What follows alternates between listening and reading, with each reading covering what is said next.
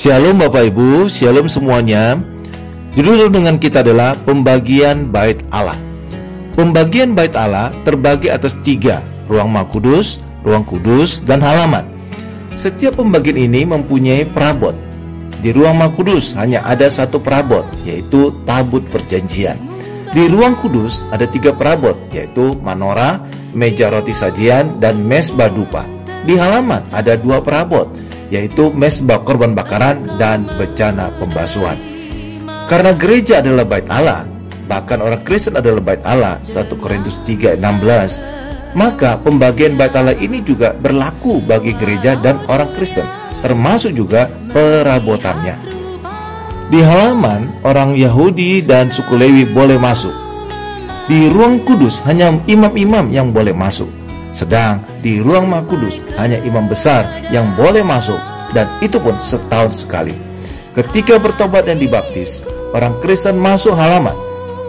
Orang Kristen harus bertobat dengan membakar keduniawiannya, kedagingannya, dan dosa-dosanya di mezbah korban bakaran. Setelah itu, orang Kristen dibaptis di kolam pembasuhan sehingga menjadi imam dan layak masuk ruang kudus. Tuhan Yesus telah menjadikan orang Kristen sebagai imam-imam bagi Allah. Wahyu 1 ayat 6. Sebagai imam, orang Kristen boleh masuk ruang kudus. Pembagian bait Allah. Di ruang kudus, orang Kristen menghidupi firman Tuhan. Itulah menorah. Menorah atau kaki dian ini sungguh gambaran firman Tuhan sebagai pelita bagi kaki kita dan terang bagi jalan kita. Mazmur 119 ayat 105. Bahkan 66 jumlah komponen menorah adalah gambaran dari 66 jumlah kitab di Alkitab.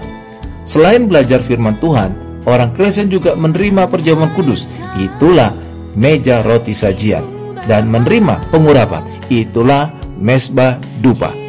Jadi di ruang kudus, orang Kristen tidak lagi bicara tentang dosa, pertobatan dan baptisan. Itu sudah dilewati di halaman.